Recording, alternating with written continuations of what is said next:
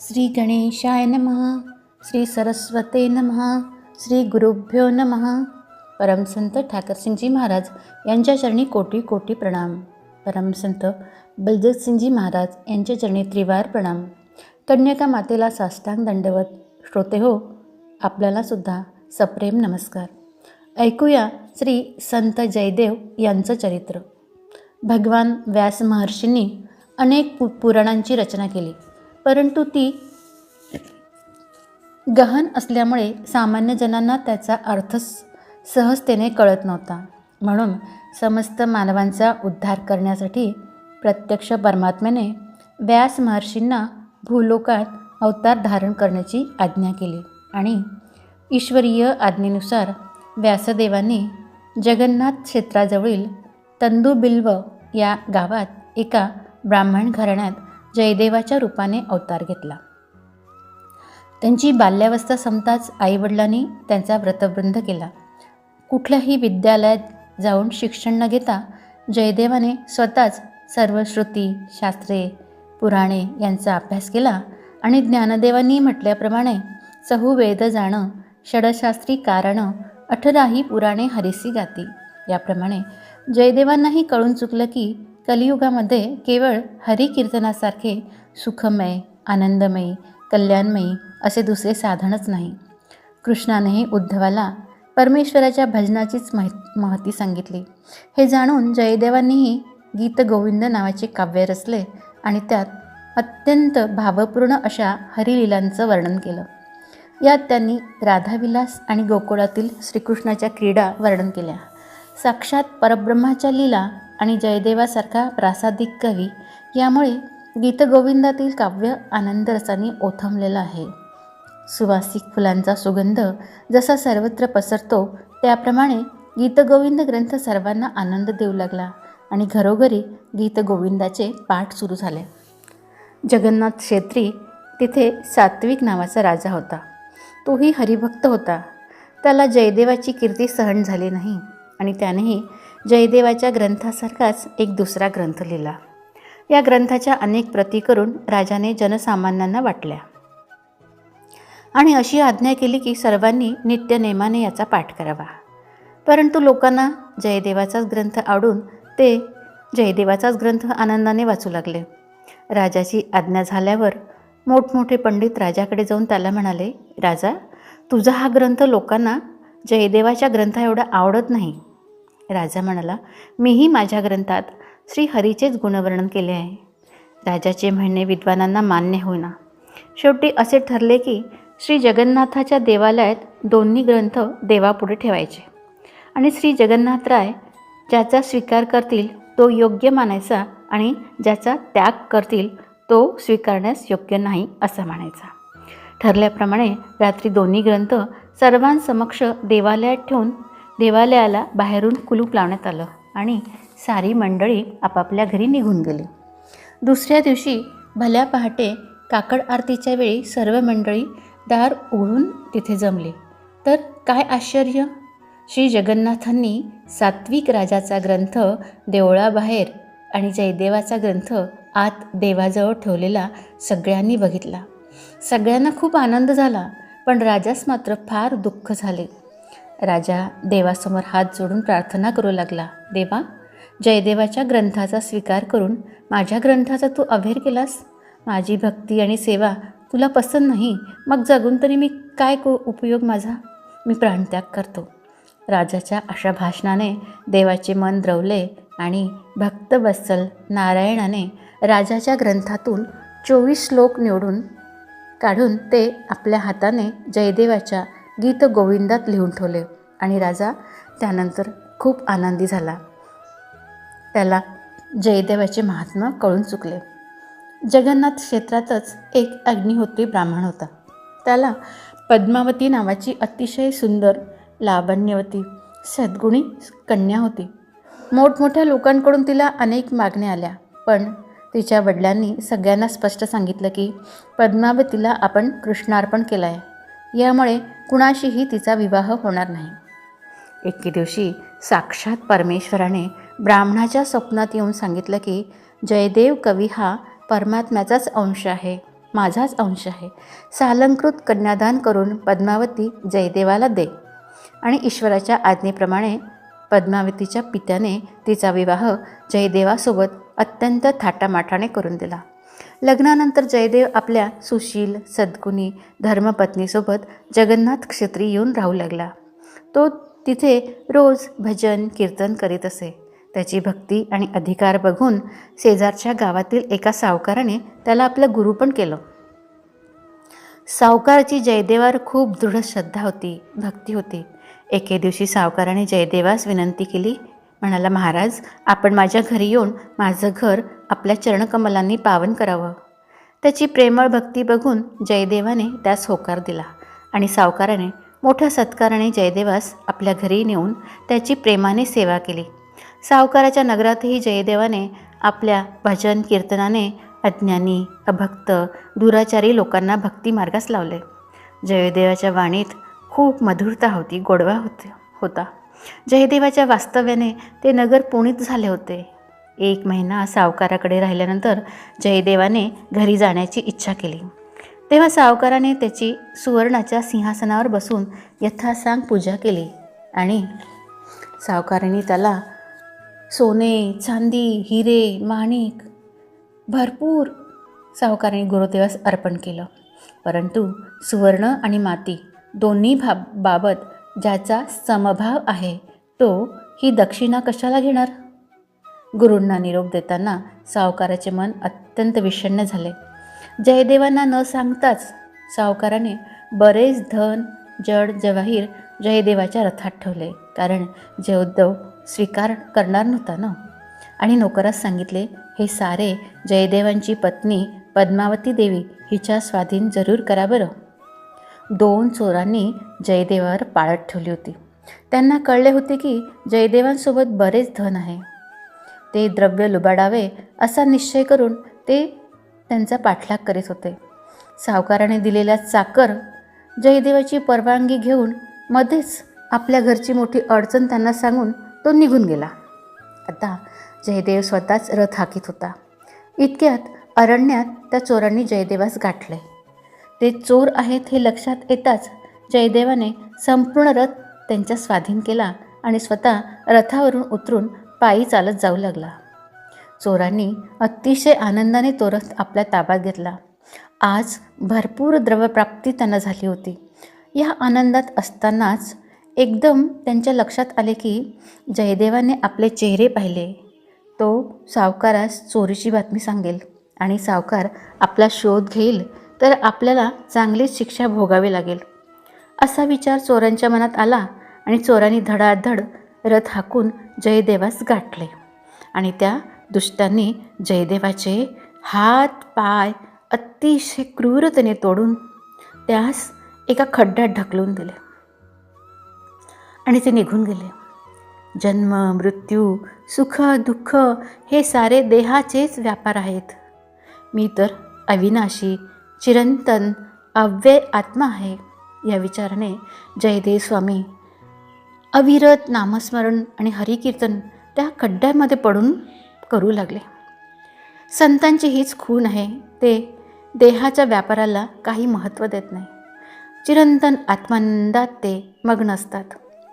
चोरांनी हातपाय कापले तरी जयदेवांना काही एक दुःख नाही झालं. त्यांचं नामस्मरण सतत सतत सुरू होतं. जिथे त्यांनी फेकलं टाकलं त्या खड्ड्यामध्ये जयदेव हरिकीर्तन करू लागले. जय जय रामकृष्ण हरी, जय जय रामकृष्ण हरी, जय जय रामकृष्ण हरी. योगायोगाने क्रौंच राजा त्याच जंगलात शिकारीसाठीही आला होता. सूर्य अस्ताला गेला. काळोख चांगलाच पडला होता. राजाला शिकार मिळाली नाही. काळोखात परतीच्या मार्गावरून जात असताना रामकृष्ण हरी, रामकृष्ण हरी, जय जय रामकृष्ण हरी, जय जय रामकृष्ण हरीचा मंजूळ निनाद राजाच्या कानावर पडला. आश्चर्याने राजाने त्या आवाजाचा मागोवा घेतला. या जंगलामध्ये कोण रामकृष्ण हरी म्हणत असेल? संध्याकाळ झाली होती. अंधार पडत होता. तर एका खड्ड्यातून तो मंजूळ आवाज येत होता. राजा घोड्यावरून खाली उतरला. बघतो तर कोणी विष्णुभक्त त्या खड्ड्यामध्ये ध्यान करीत आहे. त्या पेवामध्ये ध्यान करीत आहे आणि मनाने जोराने भजन करत आहे. त्याच्या तेजपुंज कांतीने ते पेव प्रकाशमान झाले आहे. पूर्ण खड्डा प्रकाशाने उत्प्रत भरला होता. क्रौंच राजाने जयदेवास साष्टांग नमस्कार केला. उजेडामध्ये बारीक नजरेने बघितल्यावर राजाच्या लक्षात आले की त्या महात्म्यास हात पाय नाही. तेव्हा आश्चर्याने राजाने विचारलं, स्वामी, आपली ही अवस्था कोणी केली? यावर जयदेव म्हणाले, मी जन्मतःच असा आहे. मी जन्मल्यापासून कर आणि चरण रहितच आहे. मी इंद्रिय रहित पण आहे. मी आत्मा आहे. जयदेवाच्या या उत्तराचा खरा अर्थ राजाला कळला. त्याने स्वामींना वर काढले आणि रथात बसवून जयदेवास आपल्या राजधानीत घेऊन आला. जयदेव स्वामी पूर्ण ज्ञानी, वैराग्य संपन्न असा विष्णुभक्त आहे हे जाणून राजाने त्याला आपल्या सिंहासनावर बसविले. त्यांची पाद्यपूजा केली आणि त्यांच्याकडून अनुग्रह घेतला, मंत्रदीक्षा घेतली. एके दिवशी राजा स्वामींना म्हणाला, स्वामी, मी आपली कशाप्रकारे सेवा करू जेणेकरून ईश्वराची कृपा मजवर होईल आणि माझं राज्य सुखी संपन्न होईल? तेव्हा जयदेवाने राजाला संत भक्ती, संत सेवा करण्यास आज्ञा केली. संत सेवे वाचून आत्मउद्धाराचा दुसरा मार्ग नाही असे सांगून जयदेवाने क्रौंच राजाला संत लक्षणांचे निरूपण करून सांगितले. जयदेवाच्या सांगण्यावरून राजाने संत सेवा आरंभिली. क्रौंच राजाच्या मंदिरात संतांचा आदर होऊ लागला. देशोदेशीचे संत येऊ लागले. आदरातिथ्य होऊ लागलं. इच्छा भोजने मिळू लागली. वस्त्रे, द्रव्य, रत्ने इत्यादींनी संतांचा रोज आदर सत्कार होत होता आणि अशी कीर्ती ऐकून राजमंदिरात संतांची गर्दीही जमू लागली. याचकांनी प्रथम जयदेवाचे दर्शन घेऊन नंतर राजाची गाठ घेऊन इच्छित वस्तू प्राप्त करून निघून जावे अशी तेथे पद्धत रूढ झाली. अनेक संत येऊ लागले. जयदेवांचे दर्शन करू लागले. हवं ते मागून घेऊ लागले आणि तृप्त मनाने राजाला आशीर्वाद देऊन निघून जाऊ लागले. ज्यांनी जयदेवाचे हातपाय तोडले होते त्या चोरांच्या कानावरही ही बातमी गेली आणि त्यांनी साधूंचा वेश परिधान केला. गळ्यात माळा, हातात कमंडलू, चेहऱ्यावर वैरागीपणाचे भाव आणि ते दोघे राजमंदिरात सामील झाले. राजदर्शनाच्या इच्छेने सिंहासनापुढे येताच सिंहासनावर राजाच्या ऐवजी जयदेवास बघून दोघांनाही आश्चर्याचा धक्काच बसला. परस्परांची दृष्टदृष्ट होताच परस्परांना आपापल्या कर्माची खूण पटली. हो, या जयदेवाचे हातपाय तोडून खड्ड्यात त्याला टाकून दिलं होतं त्याच चोरांनी. ते चोर आता साधू वेश घेऊन इथे आले होते. बापरे, आता आपण जयदेवाच्या तावडीतून कदापिही सुटणार नाही आणि मृत्यूदंडाची शिक्षा आता टळणार नाही या विचाराने दोघांनाही थरथर दोघेही कापू लागले आणि धडधड होऊ लागली. आता दोघांनाही आपले स्वर्गस्थ पितर आठवू लागले. आता काय करावं कळत नव्हतं.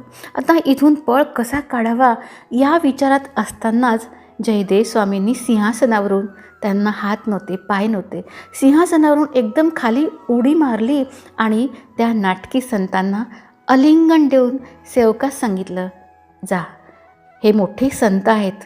राजाला यांचा खूप बहुमान करायला सांगा, आदरातिथ्य करायला सांगा. मंडळी, पुढची कथा आपण पुढील भागात घेऊया. जय जय राम कृष्ण हरी. जय जय राम कृष्ण हरी. जय जय राम कृष्ण हरी. श्री गणेशाय नमः. श्री सरस्वते नमः. श्री गुरुभ्यो नमः. परमसंत ठाकरसिंगजी महाराज यांच्या चरणी कोटी कोटी प्रणाम. परमसंत बलजीतसिंगजी महाराज यांच्या चरणी त्रिवार प्रणाम. आई कन्यकेला माझा साष्टांग दंडवत. आणि श्रोते हो, तुम्ही ऐकत आहात संत जयदेव चरित्र. तुम्हालासुद्धा माझा प्रणाम प्रणाम प्रणाम. मागे बघितलं आपण जयदेव स्वामींना भेटायला ते तिघही साधू वेश, ते दोघं चोर साधू वेशात आले होते आणि त्यांना बघून जयदेव स्वामींनी सिंहासनावरून एकदम खाली उडी मारली आणि त्या नाटकी संतांना आलिंगन देऊन सेवकास सांगितले, जा, राजाला यांचा चांगला बहुमान करायला सांगा. हे खूप मोठे थोर संत आहे, यांचं चांगलं आदरातिथ्य राजांना करायला सांगा. राजाने त्यांना आपल्या स्वामींची आज्ञा म्हणून त्या दोन चोरट्यांना आपल्या मंदिरी ठेवून घेतलं. त्या दोन्ही साधूंची चांगलीच चंगळ होती. सर्व राजभोग त्यांच्या सेवेसी होते. पण आपापल्या कर्माची फळं प्रत्येकाला भोगावीच लागतात. सर्व राजभोग, सर्व थाट त्यांचा होता. नोकर झाकर पंचपक्वाने सगळं त्यांच्या सेवेसी असताना त्या दोघांनाही कशाची वासनाच होत नव्हती. कारण त्या दोघांनाही क्षयरोग झाला. पंचपक्वाने समोर असूनही ते खाऊ शकत नव्हते. सेवक त्यांची सेवा करण्यासाठी असूनही ते त्यांची सेवा घेऊ शकत नव्हते.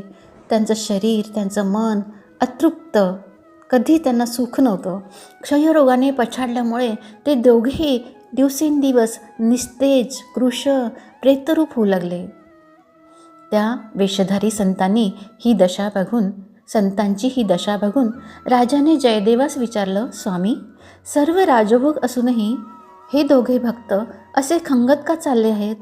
तेव्हा जयदेव काय म्हणाले, ते दोघेजण सर्वांहून अधिक अतिविरक्त आहेत. साधू आहेत, ते वैरागी आहेत आणि त्यामुळेच त्यांना राजविलासात सुख वाटत नाही. त्यांची इथून जायची इच्छा जर असेल तर मोठ्या प्रेमानं त्यांची पूजा करून त्यांचा सत्कार करून त्यांना जाऊ द्या. नंतर काही दिवसांनी त्या वेषधारांनी राजाचा निरोप मागितला. राजानेही त्यांची इच्छा विचारली. तेव्हा त्या बेगडी साधूंनी स्वभावाप्रमाणे राजाला अपार द्रव्य मागितले. राजाने त्यांच्या इच्छेप्रमाणे खूप द्रव्य दिलं. कारण स्वामी जयदेवांची तशी इच्छा होती, आज्ञा होती.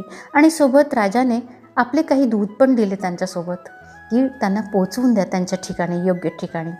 वाटेत राजदूतांनी त्यांना विचारलं की आमच्या सरकारच्या राजमंदिरात अनेक संतजन येतात, पण त्यांच्यापेक्षा जयदेव स्वामी आणि राजा यांची तुमच्यावर अधिक कृपा दिसली. याचे कारण काय असावे बरे? यावर त्या भामट्यांनी उत्तर दिलं, तुमचे स्वामी आणि आम्ही एका वेगळ्या दुसऱ्या राज्याचे आश्रित होतो. जयदेवाकडे प्रधानकी होती आणि आम्ही त्यांच्या हाताखालचे दास होतो.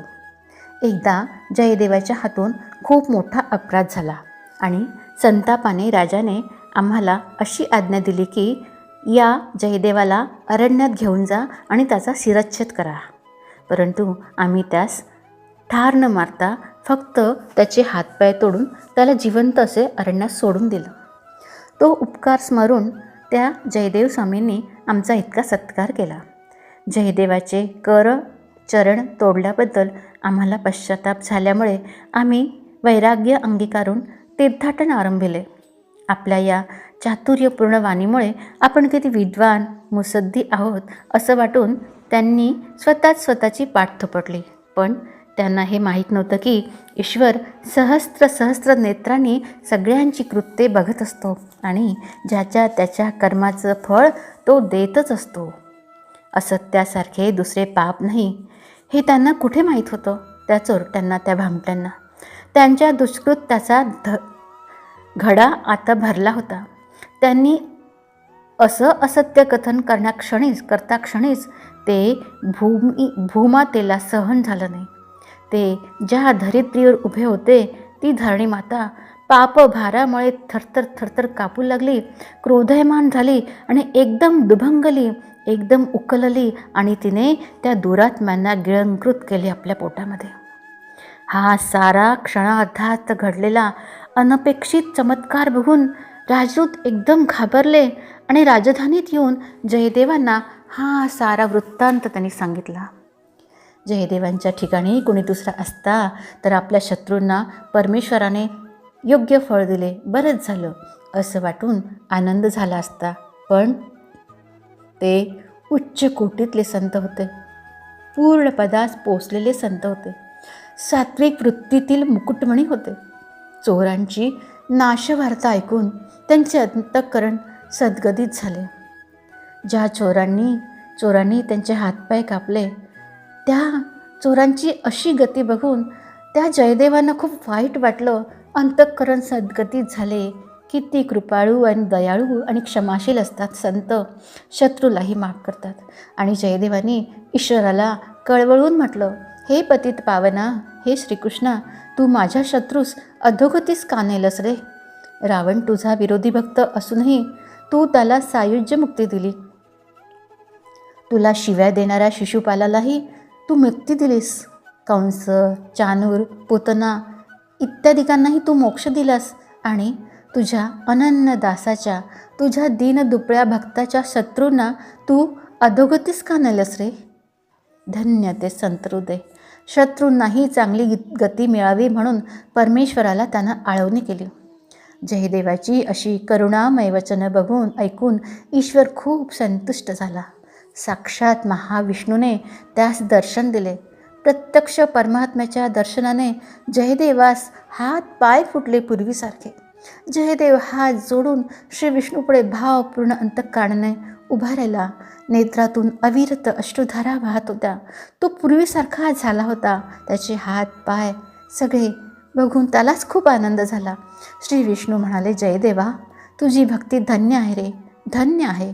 दया, क्षमा, शांतीचा तू मूळ कंद आहेस रे. शत्रूवरही जो प्रेम करतो, त्याचे कल्याण चिंतितो, परमेश्वर त्याच्या अधीन होतो. हे सत्य सगळ्या लोकांना कळण्यासाठीच मला प्रकट व्हावे लागले. श्री विष्णूने जयदेवांना आशीर्वाद दिला आणि विष्णू अंतर्धान पावले. जयदेवास पुन्हा हातपाय आलेले बघून सर्वांना फार आश्चर्य वाटलं. तेव्हा राजाने म्हटले, स्वामी, आम्ही अज्ञानी आहोत. आपण सारी हकीकत कृपया आम्हास सांगावी. काय घडलं तुमच्या जीवनात आणि इथपर्यंत तुम्ही कसे काय आलेत, आम्हाला कृपया सांगा. मग जयदेवाने आरंभापासून सारं वर्तमान सांगितलं.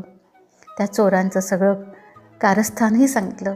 संत महिमा किती अगाध असतो याची जाणीव राजाला झाली आणि त्यानंतर राजाने जयदेवांची धर्मपत्नी पद्मावतीस आपल्या राजधानीस आणले आणि राणीसह सर्वांनी पद्मावतीच्या आज्ञेत राहावे अशी राजाने आज्ञा केली. पती आज्ञेनुसार राजाची राणी पद्मावतीच्या सेवेत रममाण झाली. एकदा पद्मावतीसह राणी आनंदात बसली असताना राणीचा बंधू मृत्यू पावला आणि त्याची स्त्री सती जात आहे अशी बातमी नोकराने आणली. ते ऐकून राणी अतिशय दुःखी झाली आणि आपली बहिणी पतीसोबत सती जात आहे हे राणीने पद्मावतीला सांगितलं आणि आपल्याला खूप खेद होत आहे असंही म्हटलं.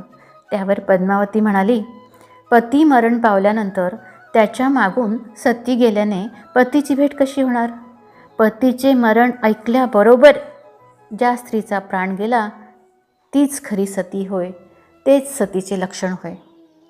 पद्मावतीचे हे बोलणे ऐकून राणीने तिची परीक्षाच बघण्याचे ठरविले.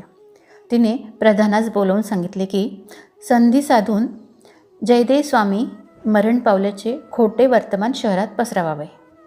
याप्रमाणे प्रधानाने एक दिवस राजा जयदेव स्वामीत अरण्यात मृगयेसाठी घेऊन गेला असता जयदेव स्वामीच्या मृत्यूची बातमी पसरविली आणि सोबत स्वामीचे रक्ताचे माखलेले वस्त्रही राणीस दाखविले.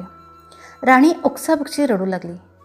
पद्मावतीने तिच्याजवळ जाऊन विचारलं, काय झालं, कशाला रडतेस? तेव्हा राणीने जयदेव स्वामी मरण पावले असे सांगितलं. हे ऐकून पद्मावतीने ही गोष्ट खरंच खरी आहे असं राणीला विचारलं आणि राणीने होय होय खरी आहे असं म्हणताच त्या जयदेव स्वामीच्या पतिव्रता पत्नीने तात्काळ प्राण सोडला. पद्मावती मृत पावल्यानंतर राणीच्या अंगाला थरकाप सुटला. तिला खूप भीती वाटली. राजा जयदेव स्वामीसहित शिकारी होऊन परत आल्यावर त्याला राणीचे सर्व कारस्थान समजले. आता पद्मावती ही मृत पावली होती. जयदेव स्वामींना मी कोणत्या तोंडाने जाऊन सांगू? हे वर्तमान राजाला असं झालं होतं. आता राणीचा वध करायचा असं संतापाने त्याने ठरविलं. कारण पद्मावती उगाच मृत पावली होती पतीच्या मृत पावल्याच्या गोष्टीने, कथेने. पण राणीचा वध करायचा असं संतापाने राजाने ठरविलं. पण स्त्री हत्येचं पातक लागेल म्हणून स्वतःच अग्निकाष्ठ धारण करून प्राणत्याग करावा असं राजाने ठरविलं. अग्नीत उडी टाकण्यापूर्वी शेवटचं दर्शन घेण्यासाठी राजा जयदेवांकडे आला. त्यांची अश्रुपूर्ण नयनांनी क्षमा मागितली. कारण राणीच्या कारस्थानामुळे पद्मावतीने प्राणत्याग केला होता. सारे वर्तमान राजाने स्वामींना सांगितलं. तेव्हा ते थोर संत हृदय उलट राजाचीच सांत्वना करू लागले. त्यांची पत्नी मृत पावली हे वर्तमान ऐकल्यानंतरही स्वामी राजाचीच सांत्वना करू लागले आणि म्हणाले, राजा तुझा यात काय दोष रे? असं म्हणून ते पद्मावतीजवळ आले. शय्येवर निरलेल्या पद्मावतीकडे त्यांनी एक नेत्र कटाक्ष टाकला. आपल्या पत्नीच्या विरहाने त्यांनी अश्रू ढाळले? छे छे छे, नाही. स्वतः टाळ विणा हातात घेऊन त्यांनी राधा विलास गाण्याला आरंभ केला. 24 अष्टपदे गाऊन त्यांनी श्रीकृष्णाचा धावा केला. भक्तिरसात तल्लीन होऊन ते हरिगुण कीर्तन आणि नर्तन करू लागले. जय जय रामकृष्ण हरी, जय जय रामकृष्ण हरी, जय जय रामकृष्ण हरी.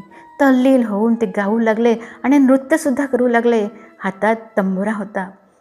स्वामींचा अंतःकरणपूर्वक धावा ऐकून पतित पावन परमेश्वर श्रीकृष्ण सगुण रूपात अवतरले.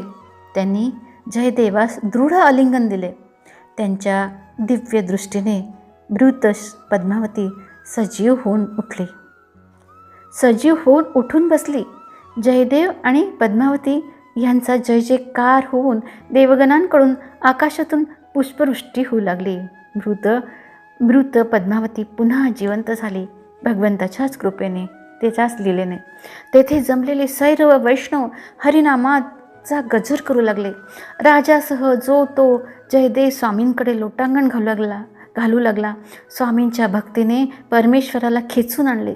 सर्वांना परमेश्वराचे श्रीकृष्णाचे दर्शन झाले आणि सारे कृतकृत्य झाले. स्वामींच्यामुळे आज सर्वांना साक्षात परमेश्वर परमात्मा श्रीकृष्णाचे दर्शन झाले होते.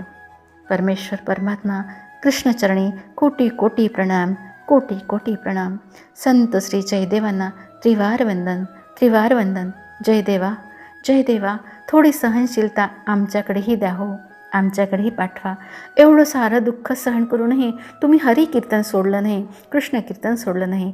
जय जय राम कृष्ण हरी, जय जय राम कृष्ण हरी, जय जय राम कृष्ण हरी. धन्यवाद.